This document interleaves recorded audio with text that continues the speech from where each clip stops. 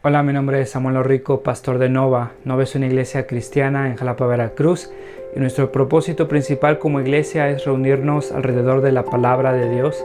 Creemos que Dios a través de su palabra es como transforma a su pueblo.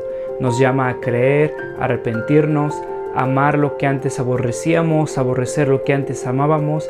Y entonces, antes de empezar con esta prédica, déjame recordarte un par de cosas. El propósito principal para subir estas predicaciones en línea es para aquellos comprometidos con una iglesia local que no pudieron asistir por cualquier razón a su iglesia este domingo.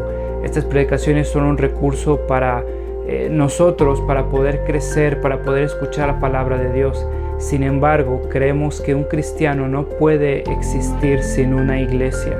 Creemos que el contexto bíblico en el cual el cristiano crece y se sustenta como cristiano por la gracia de Dios es a través de su iglesia local, sometiéndose a un liderazgo local, amándose unos a otros, sirviéndose unos a otros, perdonándose unos a otros.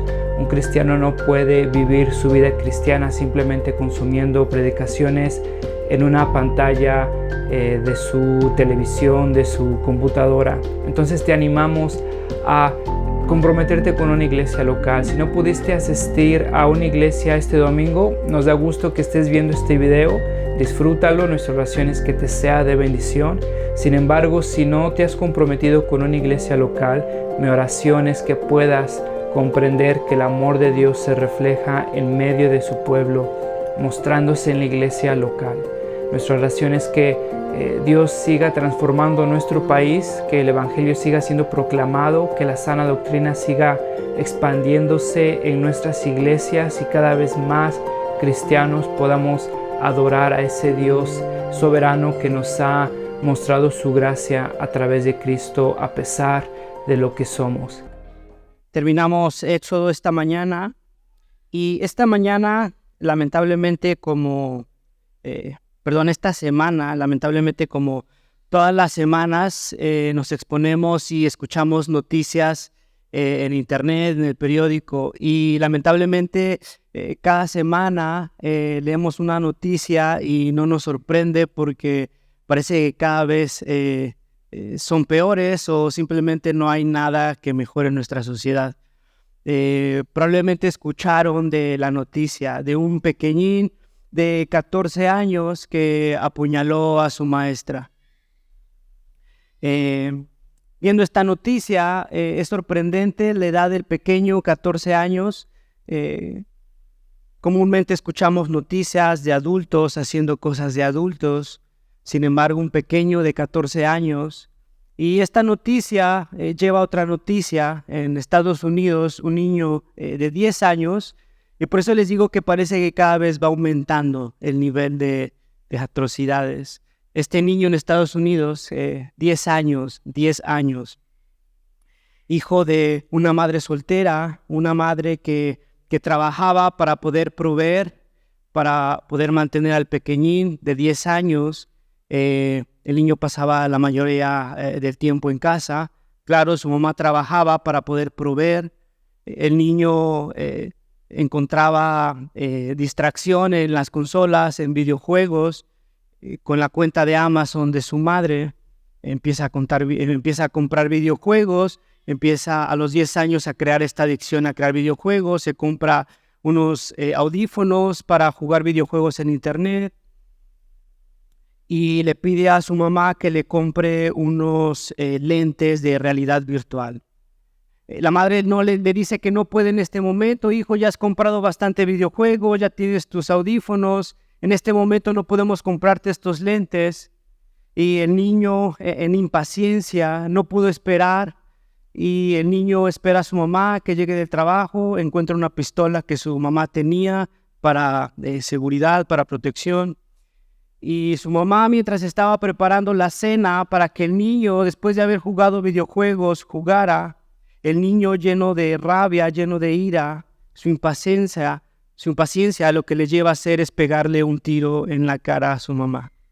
10 años, el niño pegándole un tiro en la cara a su mamá porque no pudo esperar a que su mamá le comprara esos lentes de realidad virtual, porque el niño quería esos lentes en ese momento, en ese instante, porque para el niño no era justo que su mamá lo hiciera esperar una semana más, 15 días más. El amor de la madre, la impaciencia de un hijo y las consecuencias. El niño ahora está en un reclusorio infantil.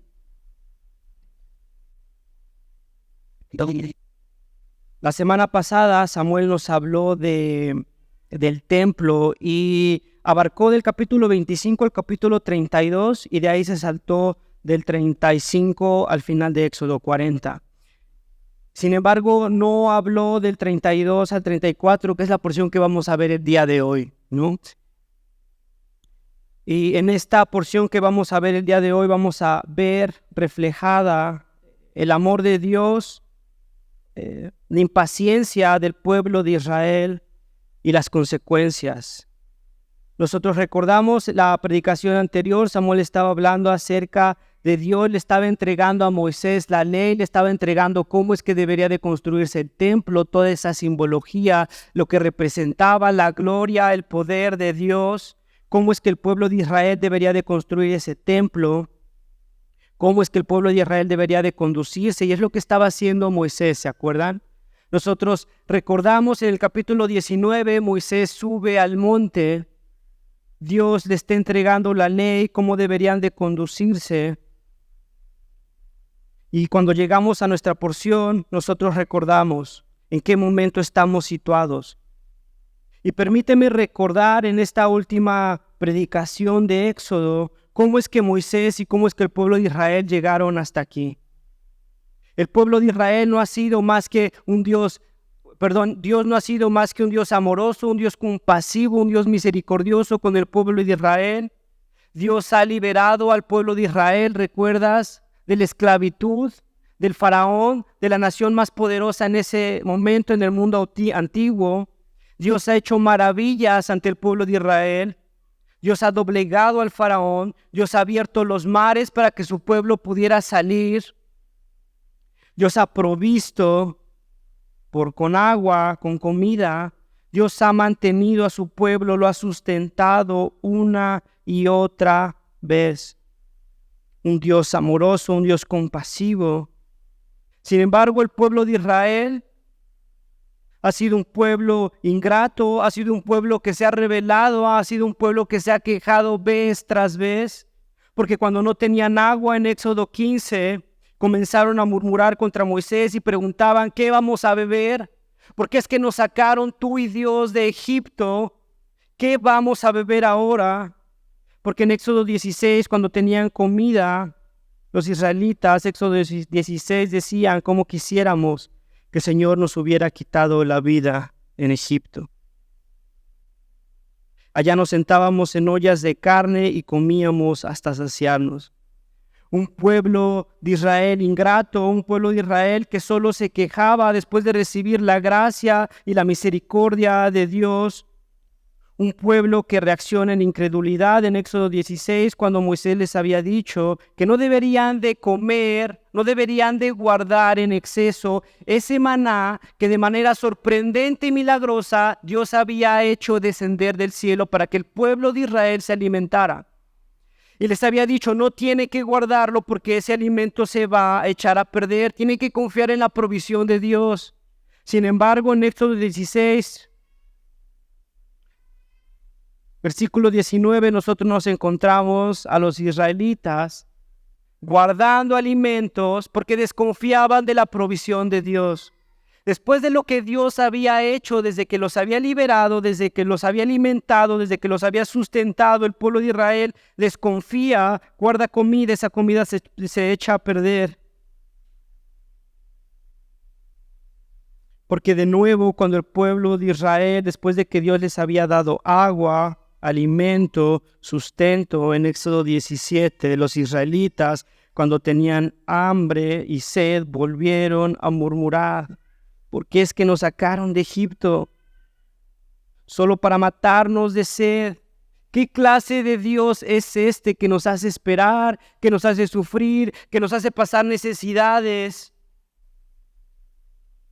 El pueblo de Israel, un pueblo rebelde, un pueblo ingrato. Y durante todo ese tiempo el pueblo de Israel ha sido sustentado por Dios. Y llegamos a la porción del día de hoy, Éxodo 32. El pueblo de Israel está abajo del monte, Moisés está recibiendo la ley, los estatutos, cómo es que deberían de conducirse. El pueblo de Israel está recibiendo cómo es que deberían de construir el templo, porque el pueblo de Israel iba a tener la bendición de estar en la presencia de Dios. Dios, el Dios infinito, el Dios eterno, iba a descender al templo y el pueblo de Israel iba a tener la bendición de poder tener a Dios habitando con ellos. Eso es lo que estaba haciendo Dios con Moisés. Les estaba entregando la ley, les estaba entregando la indicación del templo. Y el pueblo de Israel estaba abajo esperando. Y recordarás que en Éxodo 19 nosotros vimos todo lo que sucedió. Cuando Moisés sube, todas las manifestaciones físicas que sucedieron. Hubo terremotos, hubo fuego, hubo temblores, la voz de Dios se escuchaba a través de rayos. El pueblo de Israel fue tan impactado que tenía miedo. No querían acercarse y no podían acercarse. Ninguno de los israelitas pasó desapercibido de todas esas manifestaciones. Todos ellos fueron testigos de cómo Dios los sacó de Egipto. Todos ellos fueron testigos cómo Dios los sustentó, hizo descender alimento, les dio agua en el desierto. Todos ellos fueron testigos de todo lo que presentaron ahí en Éxodo 19. Todos presenciaron la gloria y la presencia de Dios. Y en el capítulo 32 de nuestra porción, versículo 1, al ver los israelitas, escucha, al ver los israelitas que Moisés tardaba en bajar del monte, fueron a reunirse con Aarón y le dijeron: tienes que hacernos dioses que marchen al frente de nosotros, porque ese Moisés, ese que nos sacó de Egipto, ya ni siquiera está Dios presente en la ecuación, a pesar de estar viendo lo que Dios está haciendo en el monte. Ese Moisés que nos sacó de Egipto, no sabemos qué pudo haberle pasado. ¿De verdad? Después de ver todo lo que Dios ha hecho con ellos, después de ser testigos del poder de Dios, cómo los ha sustentado, cómo los ha cuidado, después de ser testigos de las manifestaciones que Dios está haciendo en el monte. ¿De verdad, Israel, estás pidiendo por otro Dios? Porque Moisés está tardando, porque Moisés lleva 40 noches y 40 días en el monte, porque para el pueblo de Israel es demasiado, porque el pueblo de Israel no puede esperar más, porque 40 días es mucho, porque el pueblo de Israel está recibiendo un muy mal servicio de ese Dios, que Dios te hace esperar, que Dios no te da lo que necesitas en el momento que tú quieres, porque ese Dios no lo necesitamos, porque ese Dios no nos satisface, porque queremos un Dios que podamos domesticar y queremos un Dios que nos dé lo que queramos, cuando queramos, como queramos. Queremos una respuesta ahora. Y Moisés lleva 40 días allá arriba y probablemente esté muerto. Ese Moisés probablemente esté muerto. Necesitamos un Dios que marche a frente de nosotros, un Dios como las demás naciones, porque sí es cierto, Dios nos ha sustentado durante todo este tiempo, pero no ahora. No queremos a un Dios que no nos dé lo que queramos cuando lo necesitemos. A pesar de que Dios les había dado sustento, el pueblo de Israel es afectado por aquello que no puede ver.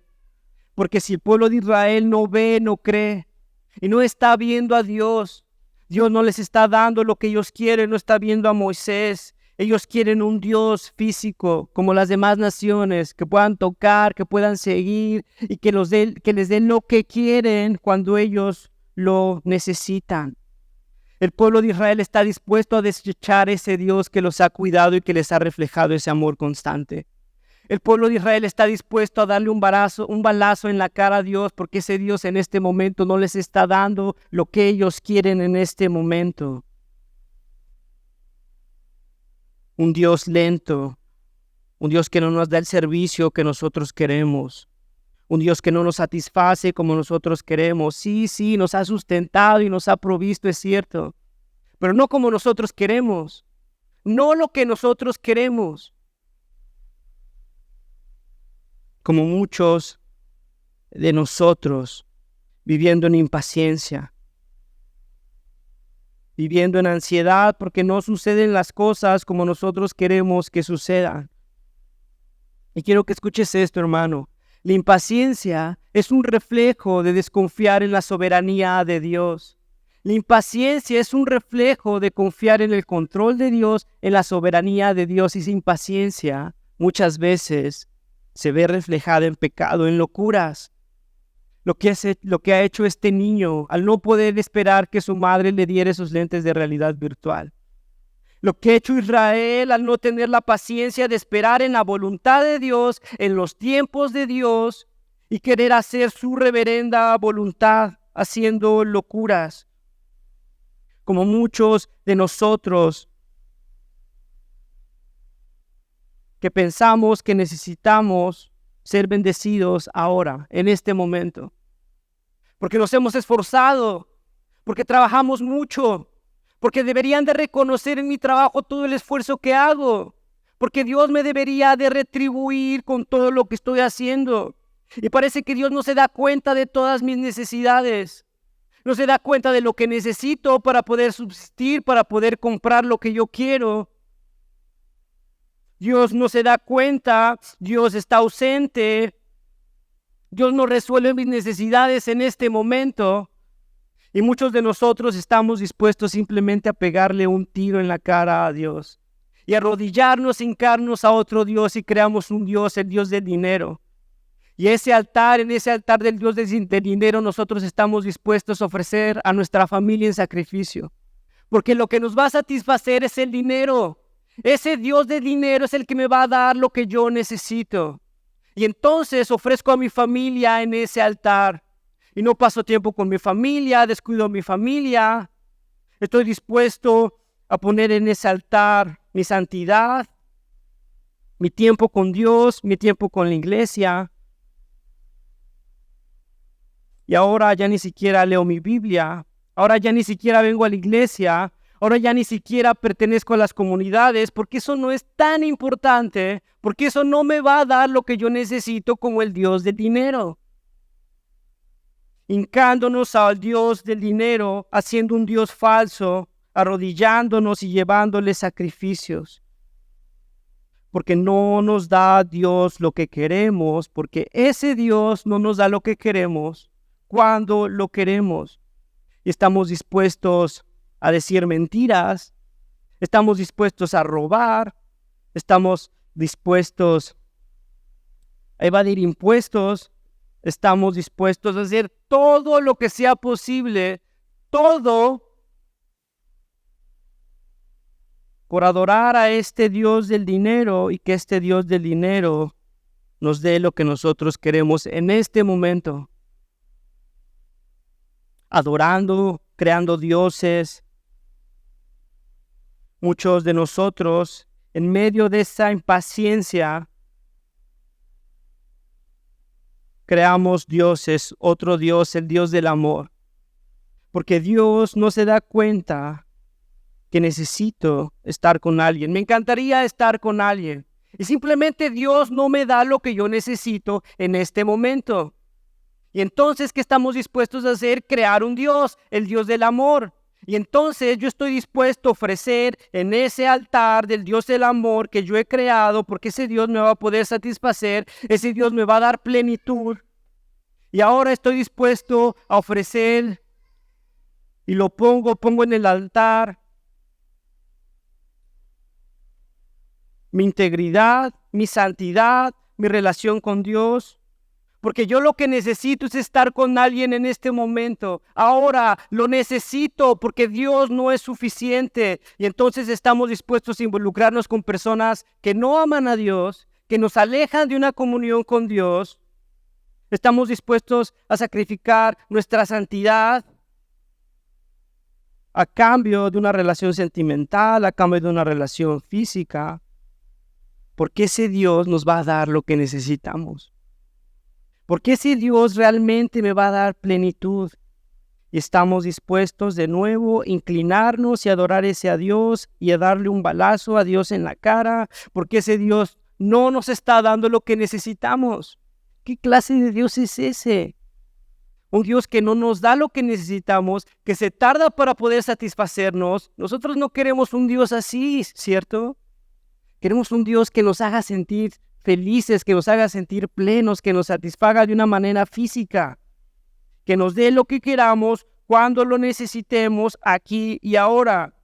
Y si ese Dios no nos lo satisface, no pasa nada, porque estamos dispuestos a crear unos dioses falsos.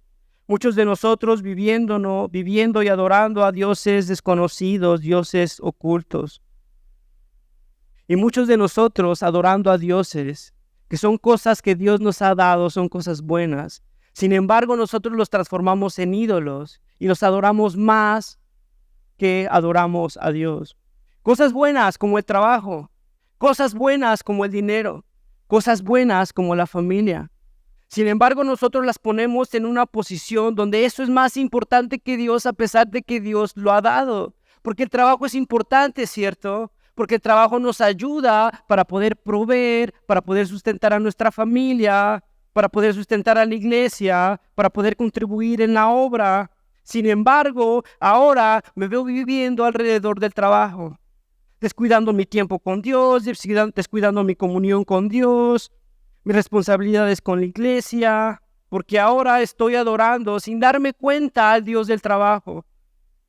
El dinero es bueno, Dios nos lo ha dado y sirve para poder mantenernos, para poder bendecir a las demás personas, para poder bendecir la misión. Sin embargo, ahora lo más importante es el dinero, porque el dinero es lo que me da identidad, el dinero es lo que me satisface, porque si no tengo dinero empiezo a tener ansiedad. Y ahora mi vida gira alrededor de ese ídolo, de ese Dios que yo he creado y que lo adoro y que me hinco. Y ese Dios que nos ha provisto durante ese tiempo, que nos ha mantenido durante ese tiempo, lo dejamos a un lado, porque ese Dios no sirve. Ese Dios no me da lo que yo quiero. Muchos de nosotros haciendo ídolos de cosas buenas que Dios nos ha dado, sin embargo las consideramos mejor que Dios. Las relaciones personales, nuestra familia, muchos de nosotros enfrascados cuidando nuestras relaciones personales, nuestra familia, descuidando por completo lo que circunda nuestra vida como cristianos, nuestro servicio a la iglesia, las necesidades, mi comunión con Dios, porque ahora la familia ha llegado a ocupar el lugar de Dios y no tengo ojos más que para la familia. Y date cuenta lo sutil y peligroso que es esto, cosas buenas que ocupan el lugar de Dios en nuestra vida. Trabajo, dinero, familia. Juan Calvino decía que el corazón es una fábrica de ídolos. El corazón es una fábrica de ídolos y todos nosotros aquí sentados tenemos ídolos. Adoramos ídolos, ídolos que nadie sabe, ídolos que les daría vergüenza que la gente supiera lo que nosotros estamos adorando. En nuestra intimidad a puerta cerrada, nuestros corazones son una fábrica de ídolos y ninguno de nosotros es inmune a esa realidad. Porque adoramos las bendiciones y lo que Dios nos ha dado más que al dador. Todos son inmunes, todos nosotros somos afectados por esta realidad. Ninguno de nosotros es inmune a esta realidad. Todos vivimos con ídolos, todos vivimos adorando ídolos, fabricando ídolos en nuestros corazones. Y es por eso que en el versículo 2, cuando el pueblo de Israel le pide un ídolo, un becerro de oro, Aarón, versículo 2, Aarón le responde: quítenles a las mujeres los aretes de oro, y también a sus hijos e hijas, y tráiganmelos. Todos los israelitas se quitaron los aretes de oro que llevaban puestos y se los llevaron a Aarón. Aarón el sumo sacerdote, Aarón el hermano de Moisés, Aarón la persona que era responsable de cuidar y de velar por el pueblo de Israel. Aarón es afectado por ese pecado. Aarón no es inmune. Aarón también ha estado esperando. Aarón ha sido débil. Y ahora Aarón está con ellos haciendo un becerro de oro. Versículo 3, todos los israelitas se quitaron los aretes de oro que llevaban puestos y se los llevaron a Aarón, quien los recibió y los fundió, luego cinceló el oro e hizo un ídolo en forma de becerro. Escucha. Entonces exclamó al pueblo de Israel: Israel, aquí tienes a tus dioses que te sacaron de Egipto. Listo. Tenemos otro Dios que sí nos va a dar lo que necesitamos. Es interesante en el versículo 3 cómo el pueblo de Israel ha estado dispuesto a desprenderse de todo. Todo lo que tenía el pueblo de Israel ha estado dispuesto a desprenderse. Y es curioso que muchos de nosotros, todos, que yo esté dispuesto a desprenderme de recursos por mis ídolos. Pero cómo nos cuesta trabajo de desprendernos de nuestros recursos por la edificación de la iglesia y por la expansión del reino. Estamos más dispuestos a invertir nuestros recursos en nuestros ídolos, en aquello que consideramos que necesitamos. Y como Israel necesitaba un nuevo Dios, a un becerro de oro que lo sacara y que lo siguieran, todos los israelitas, versículo 3, se quitaron los aretes de oro. Todos los israelitas se quitaron todo lo que tenían para poder hacer un Dios de oro. Y es así que el pueblo de Israel tenía un nuevo Dios, un becerro de oro. Versículo 5. Cuando Aarón vio esto, construyó un altar enfrente del becerro y anunció: mañana haremos fiesta en honor al Señor. En efecto, al día siguiente los israelitas, escucha esto, versículo 6. En efecto, al día siguiente los israelitas madrugaron, presentaron holocaustos y sacrificios de comunión. Los israelitas aparentemente están viviendo de una manera piadosa, porque están siendo disciplinados, porque están madrugando, porque se están levantando temprano para poder hacer holocaustos y sacrificios de comunión. Hermano, no te confundas. Tus disciplinas, tus sacrificios y tus ofrendas no necesariamente son reflejo de piedad. No necesariamente son reflejo de santidad. El pueblo de Israel estaba en medio de una liturgia bastante espiritual, levantándose temprano, madrugando, prestando holocaustos y sacrificios de comunión a un becerro de oro. ¿Te das cuenta de la locura? Estaban viviendo como cristianos piadosos, pero estaban adorando a un becerro de oro.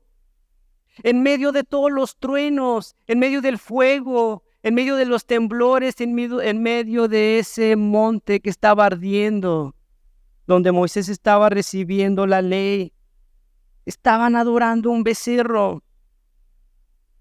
Luego el pueblo se sentó a comer y a beber y se levantó para entregarse al desenfreno. En el original y en diferentes traducciones, entregarse al desenfreno tiene connotaciones sexuales. Muchos comentaristas hablan de orgías, muchos comentaristas hablan de desnudez. Sin embargo, el pueblo de Israel estaba haciendo sacrificios, estaba levantándose temprano, estaba viviendo en medio de disciplinas, para luego vivir en idolatría, para luego vivir en desenfreno, hermano. Si tus disciplinas, si tu lectura, si tus ofrendas no te llevan a santidad, no te llevan a un conocimiento más profundo, no te llevan al arrepentimiento, lo más probable es que estés adorando a un Dios falso. Lo más probable es que estés adorando a un Dios falso. Si tu disciplina, si tus sacrificios, si tus ofrendas, si tus holocaustos y todo lo que hagas para Dios no te lleva a santidad, lo más probable es que estés adorando a un Dios falso. Muy probablemente estás adorando al Dios del legalismo, ¿Qué te hace sentir bien cuando cumples lo que piensas que debes de cumplir? Porque cuando vienes a la iglesia pones una palomita, porque cuando lees la Biblia pones otra palomita, pero sin embargo ninguna de esas disciplinas te lleva a un encuentro genuino con Dios. Ninguna de esas disciplinas te transforma a vivir una vida piadosa en santidad, impactado por la gracia y lo que ha hecho Dios en nuestras vidas. ¿Qué es lo que estará pensando Dios en estos momentos? Mientras ve a su pueblo que ha rescatado de Israel, viviendo en orgías, enfrente de un becerro de oro, mientras Él está dando al pueblo de Israel la ley, mientras Él está dando cómo deberían de construir un templo para que Dios descienda y el pueblo de Israel disfrute de la presencia de Dios. ¿Qué estará pensando Dios en todo esto? Capítulo 32, versículo 9. Ya me he dado cuenta de que este es un pueblo terco. El Señor le dice a Moisés, ya me he dado cuenta de que este pueblo es un pueblo terco. Y no es que Dios apenas se dio cuenta, Dios sabía de la terquedad del pueblo de Israel. Dios había experimentado esa terquedad desde que los liberó de Egipto. Versículo 10, yo voy a descargar mi ira sobre ellos, yo los voy a destruir, porque el pueblo de Israel ha atentado en contra de mi santidad. Porque el pueblo de Israel ha atentado en contra de mí. Mi ira va a descender. Los voy a destruir. No va a quedar ni uno. El pueblo de Israel se ha acabado. Voy a descargar mi ira y mi ira los va a consumir. ¿Será que Dios está exagerando? ¿Será que es demasiado? Porque es que Dios está reaccionando de esta manera. ¡Qué exagerado! No es para tanto. Solo es un Dios falso, solo son orgías, solo es idolatría. Y el pueblo y Dios está dispuesto a hacerles pagar las consecuencias. Dios ha declarado su ira, Dios ha declarado y anunciado su destrucción. Y date cuenta de las consecuencias que el pueblo de Israel va a sufrir. Capítulo 32, versículo 19. Cuando Moisés se acercó al campamento, se da cuenta del becerro, de las danzas. Moisés se enoja, arde en ira. Y ahora las tablas del pacto, las mismas tablas que Dios había escrito con su dedo, esas mismas tablas han quedado hechas a pedazos. Moisés hace las tablas en pedazos en medio de ira. No hay pacto.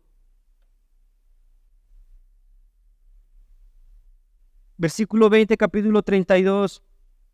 Entonces Moisés, al ver el becerro, lo toma, lo funde en fuego, lo hace polvo, lo esparce en agua y se lo da de beber a los israelitas.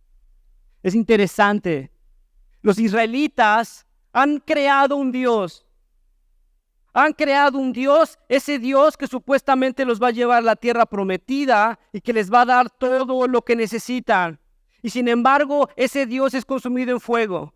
Y ahora Moisés les está diciendo que lo beban. Y el pueblo de Israel lo va a beber, va a probar la amargura de esa idolatría. ¿Y sabes dónde va a terminar ese Dios? En el excusado, excretado literalmente. Moisés mostrándoles la falsedad, la superficialidad de su idolatría. Seguimos con las consecuencias, capítulo 32, versículo 27. El Señor le dijo a Moisés, cíñanse la espada y recorran el campamento. Maten a quien se ponga enfrente, sea hermano, amigo o vecino. Y en esa misma tarde, ese mismo día, murieron 3,000 israelitas. Solo 3,000 israelitas. ¿Qué pasó con la ira de Dios? Dios está siendo demasiado bondadoso. Dios había dicho que los iba a consumir.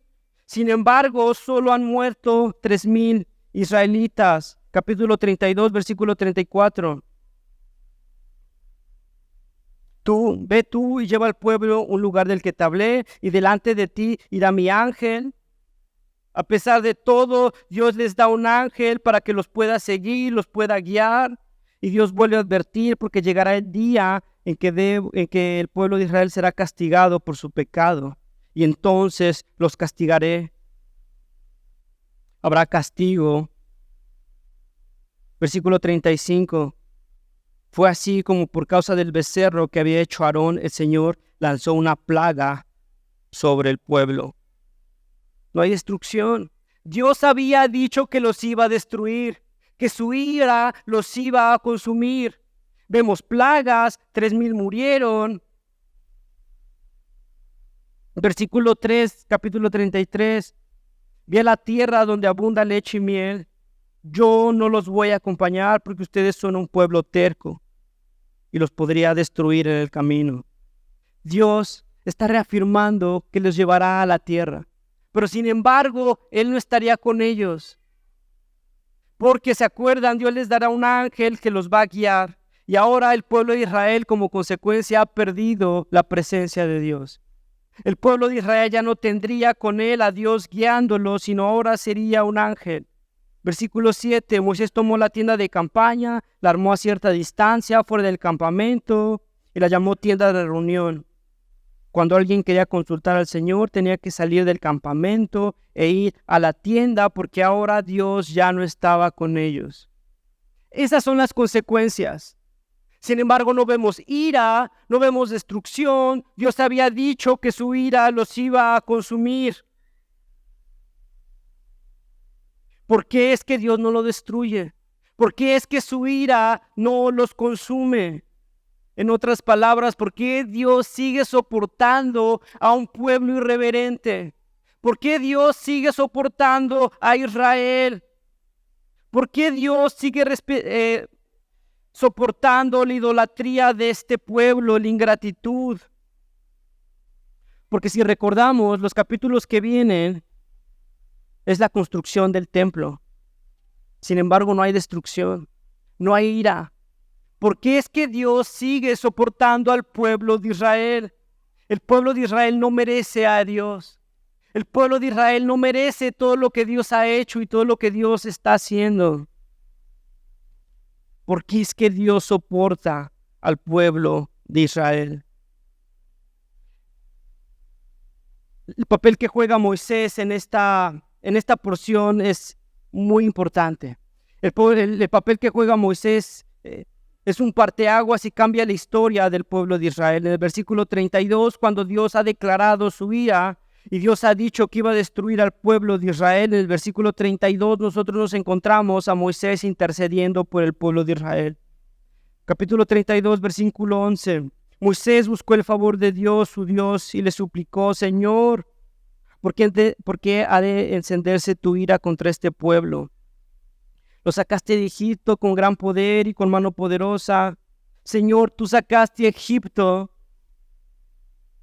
Los egipcios van a hablar, van a decir que solo nos sacaste para matarnos. Las demás naciones hablarán y dirán que no eres un Dios poderoso. Moisés, recordándole las promesas que Dios había hecho: Dios, tú has prometido que ibas a bendecir a Abraham, que ibas a bendecir a Isaac, que ibas a bendecir a Jacob, ibas a multiplicar su descendencia como las estrellas. Señor, ¿por qué debes de consumir al pueblo de Israel? Capítulo 33, versículo 15, cuando Dios les había dicho que no los iba a acompañar, de nuevo Moisés intercediendo por el pueblo de Israel. Moisés diciéndole: Señor, ve con nosotros. Si tú no vienes con nosotros, no vamos a ir a algún lado. Los demás se van a reír de nosotros. Ten misericordia. De nuevo Moisés intercediendo por el pueblo de Israel. Capítulo 32, versículo 31. Entonces Moisés volvió a hablar con el Señor y le dijo: yo te ruego que perdones su pecado, pero si no vas a perdonarlos, bórrame a mí del libro que has escrito. Moisés está dispuesto a ser borrado, está dando su vida por la vida de todo el pueblo de Israel. ¿Te recuerda algo? Sin embargo, Dios no acepta este sacrificio, porque Moisés no es digno de morir por su pueblo. Sin embargo, Dios no acepta este sacrificio. Lo que Moisés está haciendo nos está apuntando y es una sombra del sacrificio que hará nuestro Señor Jesucristo, dando su vida por la vida de muchos. Pero refleja el amor que Moisés tenía con su pueblo, muy parecido a lo que Pablo hace en Romanos 9, ¿te acuerdas? Cuando dice que yo mismo desearía ser maldecido y separado de Cristo por el bien de mis hermanos, los de mi propio pueblo. Moisés nos está apuntando a un mejor sacrificio, un mejor intermediario, un mejor intercesor. Moisés es la sombra de algo que ha de venir, porque el sacrificio y la intercesión de Moisés es momentánea, porque el juicio de Dios va a venir, porque la historia del pueblo de Israel es una historia de rebeldía, porque inclusive cuando llegan a entrar a la tierra de Canaán, viven peleas, viven en idolatría, se casan con mujeres que Dios les había dicho que no se tenían que casar, y la justicia y el castigo de Dios vienen. Aunque Moisés ha intercedido, el juicio de Dios vendrá, y vino con el pueblo de Israel. Fueron deportados por Babilonia, fueron deportados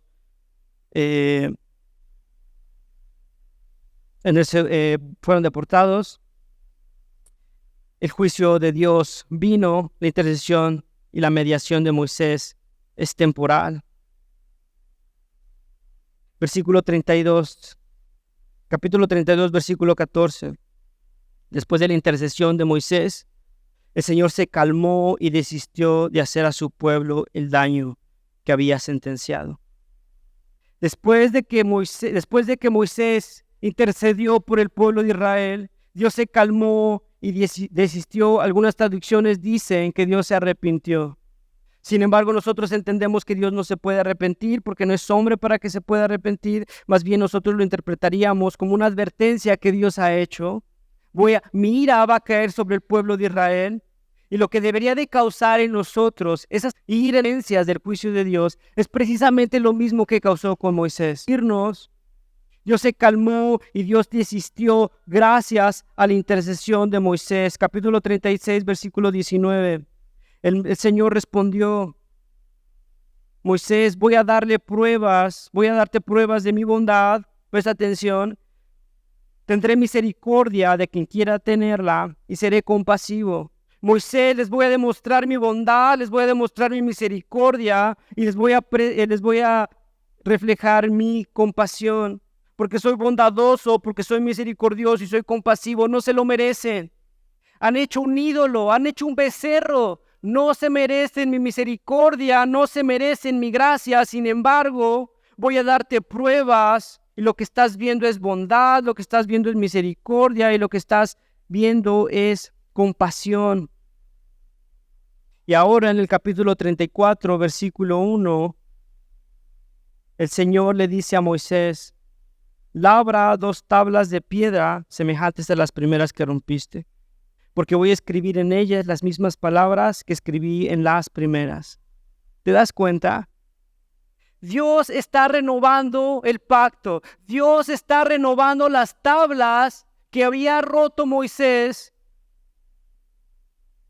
Dios está restaurando lo que había dicho. Dios está siendo bondadoso, está siendo misericordioso y está siendo compasivo con un pueblo que no lo merece. Con un pueblo que no merece esa gracia, con un pueblo que no merece esa bondad, esa compasión, esa misericordia.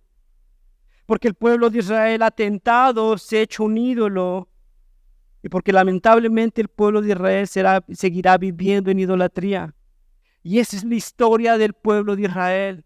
Entrando en Canaán, casándose con quien no querían, arrodillándose a dioses que no deberían de adorar. Sin embargo, el Señor muestra su bondad, su misericordia y su compasión, y le dice a Moisés: Moisés, escribe de nuevo en las tablas que rompiste, porque les voy a seguir dando mi ley, cómo deben de conducirse, porque los voy a acompañar. Y ahora Dios los acompaña, y era fuego y era una nube. Y ese fuego los guiaba y esa nube descendía, y porque Dios no los abandona, y porque Dios sigue estando, sosteniendo, proveyendo a un pueblo que no lo merece, a un pueblo que le ha dado un balazo en la cara cuando Dios no les dio lo que necesitaban, cuando lo necesitaban. Porque es que Dios soporta a Israel. Porque Dios es que lo sigue soportando durante toda la narrativa de la Biblia. ¿Por qué es que Dios nos soporta a nosotros? ¿Por qué es que Dios te soporta a ti? ¿Por qué Dios me soporta a mí? Cuando vivo en idolatría, cuando mi corazón es una fábrica de ídolos, cuando estoy dispuesto a inclinarme y adorar al Dios del éxito, al Dios del dinero. Porque es que Dios me soporta cuando merezco su ira, cuando merezco su castigo, cuando vivo adorando a dioses desconocidos, a dioses falsos, a dioses ocultos, porque es que Dios me soporta en medio de mi idolatría. Porque alguien ha intercedido por nosotros. Porque alguien ha dado su vida por nosotros para perdonar todos nuestros pecados. Porque Moisés no era digno de ser ese sacrificio que iba a perdonar a toda una nación. Sin embargo, Dios ha aceptado un sacrificio, el Cordero.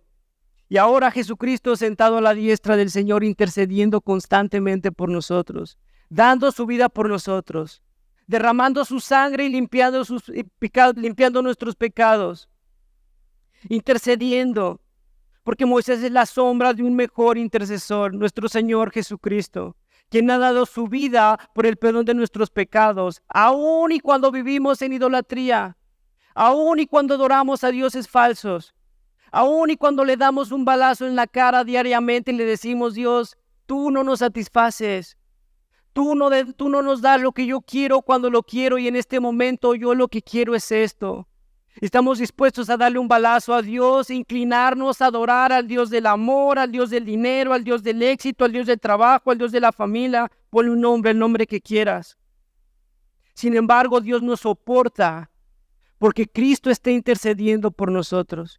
Y porque Dios escucha la intercesión y las oraciones de nuestro Señor, quien está sentado a la diestra del Padre. Porque Cristo ha dado su vida por nosotros, nos ha limpiado con su sangre, y ahora nosotros podemos caminar bajo la gracia y la misericordia de Dios, y somos impactados por esa bondad, por esa misericordia y por esa compasión en la cruz. Y la cruz nos recuerda lo que Cristo hizo por nosotros, esa intercesión. Y ahora cuando nosotros nos presentamos delante del Padre, no hay pecado. No hay mancha que Dios vea en nuestras vidas, porque ve la santidad de nuestro Señor, de nuestro intercesor. ¿Cómo no amar a Dios de esta manera? ¿Cómo no adorar a Dios si ha hecho eso por nosotros? Si intercede por nosotros aun cuando le estamos dando balazos en la cara diariamente. ¿Cómo no amarlo?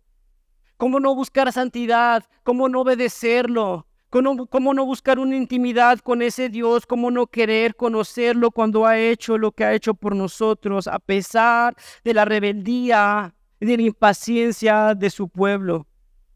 Y así como esta porción nos refleja la gracia, la misericordia, la bondad y el sacrificio de nuestro Señor, también nos advierte, versículo 34, capítulo 6. Pasando delante de él, proclamó el Señor es compasivo, es misericordioso, lento para la ira y grande en amor y fidelidad. Como el pueblo de Israel, ¿cómo nosotros podemos decir que Dios es injusto? ¿Cómo podemos decir que Dios no tiene gracia? Versículo 7, que mantiene su amor hasta 1000 generaciones y que perdona la maldad, perdona la rebelión y perdona el pecado. Escucha esto.